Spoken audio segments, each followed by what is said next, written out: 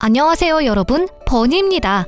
몇 주 전 메타의 주가 폭락 소식 들으셨나요? 사상 최대 폭인 26%가 하락하면서 시가총액 300조 원이 증발했고 메타 CEO 마크 저커버그의 개인 자산도 약 36조 원 감소했습니다. 전날 실적 발표에서 2021년 4분기 글로벌 사용자가 감소하면서 실적이 예상보다 안 좋았던 점도 하나의 이유지만 저커버그가 현실은 가상세계로 대체될 거라고 설득에 나선 지 얼마 안 돼 이런 일이 생겨 메타가 꿈꾸는 메타버스에 대한 시장의 전망이 회의적이라는 분석도 나오고 있습니다. 분명한 건 신사업에서 확실한 성과를 내야 하는 압박을 받게 됐다는 거죠. 마이크로소프트는 메타버스 사업에 도움이 될 거라며 분리자들을 약 687억 달러에 인수했는데 이는 ICT 업계 최대 규모의 인수합병이라서 세기의 딜이라고도 하더라고요. 글로벌 빅테크뿐만 아니라 제페토에 편의점이 생기고 로블록스엔 은행 영업점이 들어섰다는 소식 등 관련 뉴스가 하루가 멀다 하고 쏟아져 나오고 있습니다. 그러면서 메타버스를 신세계, 신기루라고 부르며 마치 인터넷과 스마트폰을 대체할 새로운 세계로 보고 있는데요. 게임 매체 PC게이머는 인터넷이 곧 메타버스라며 새로운 얘기가 아니라고 비판하기도 했죠. 이 버니도 쏟아져 나오는 뉴스를 보면서 참 다양한 형태의 메타버스가 있다고 생각했는데요. 이는 구글 CEO 순다르 피차이 말처럼 메타버스는 기업마다 다른 의미를 지니기 때문이 아닐까요? 블록체인이 진화를 거치면서 전 세계적으로 거대한 탈중앙화 생태계가 조성되고 있습니다. 웹은 웹 3.0으로, 금융은 디파이로, 소유권은 NFT로요. 이러한 시대의 흐름을 봤을 때 위드 코로나 혹은 포스트 코로나로 비대면이 필요 없는 날이 온다고 해서 메타버스라는 시공간의 탈중앙화를 막긴 어려울 것 같다는 생각이 드는데요. 이런 트렌드 속에서 글로벌 빅테크들은 어떻게 진화하고 있는지 이 버니가 한번 쭉 살펴봤습니다. 메타버스 하면 가장 먼저 떠오르는 건 아마도 가상현실과 증강현실일 텐데요. 메타버스 퍼스트를 외치며 사명을 메타로 바꾼 페이스북이 출시한 호라이즌은 가상현실 기반의 메타버스입니다. 메타의 DNA는 사람들을 연결하는 기술에 있다며 사람들이 시공간을 넘어서 더 다양한 방식으로 소통하고 어울리는 미래를 만들 거라고 했죠. 그러면서 메타버스 버전의 SNS인 호라이즌을 시작으로 호라이즌 워크룸, 호라이즌 홈, 호라이즌 월드까지 선보였는데요. 가상현실에서 회의에 참석하고 개인 공간을 꾸미고 광장에 나가 사람들을 만날 수 있습니다. 일, 여가, 휴식 등 인간의 모든 생활을 호라이즌에 묶어두려는 모양이네요. 호라이즌으로 들어가는 문은 바로 최근 메타 퀘스트로 이름을 바꾼 오큘러스 퀘스트입니다. 메타는 오큘러스를 인수한 뒤로 이 기기 개발에 꾸준히 투자했는데요. 2021년 1분기에는 오큘러스 퀘스트 2가 XR 기기 시장 점유율을 75%까지 높였다고 합니다. 독주라고 해야겠네요. 그런데 혹시 2017년에 유행했던 포켓몬고 기억하세요? AR 증강현실 게임의 대표죠. 실제로 존재하는 사물이나 환경에 가상의 사물이나 환경을 덧입혀서 마치 실제로 존재하는 것처럼 보여주는 그래픽 기술로 만든 게임으로 한때 선풍적인 인기를 끌었잖아요. 포켓몬고를 개발한 나이엔틱 CEO 존 행키는 VR 기반의 메타버스는 끔찍한 악몽이라고 소신 발언을 했습니다. 이 발언만 들어도 나이엔틱이 생각하는 메타버스는 어떨지 대충 감이 잡히지 않나요? 존 행키는 영화 레디 플레이 원에서 묘사된 미래는 피해야 하며 나이엔틱이 집중하고 있는 메타버스는 그러한 방향으로 가지 않도록 노력하고 있다고 합니다. 인간은 200만 년 동안 사람들과 그리고 세상과 소통하며 진화했기 때문에 주변을 돌아다니며 교류하는 일은 인간의 본성이고 그렇게 할 때 인간이 가장 행복할 수 있다고 주장했습니다. 기술이 인간의 핵심 경험을 더 좋게 만드는 데 사용되어야지 그 경험을 대체해서는 안 된다는 거죠. 최근 나이엔틱은 3억 달러 투자 유치에 성공했다고 하니 앞으로 어떤 AR 기반의 메타버스를 출시할지 기대해봐야겠습니다. 메타버스에 자신의 강점을 더한 기업도 있습니다. 바로 마이크로소프트죠. 이전 월요지식회에서 소개한 비즈니스 협업 플랫폼 메시는 MR 혼합현실 기반의 메타버스인데요.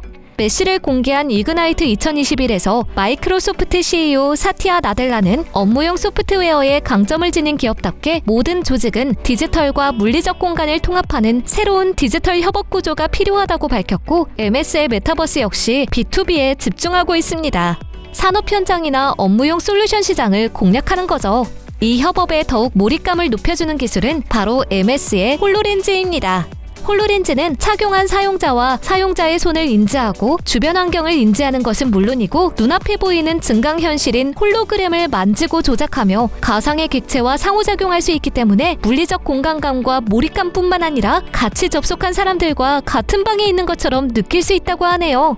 엔비디아 얘기도 일전에 한 적이 있는데요. 현실과 가상현실을 잇는 XR 기술이 진화하는 과정에서 고도의 GPU가 인프라 역할을 해줘야 한다고 말씀드렸던 거 기억하시나요?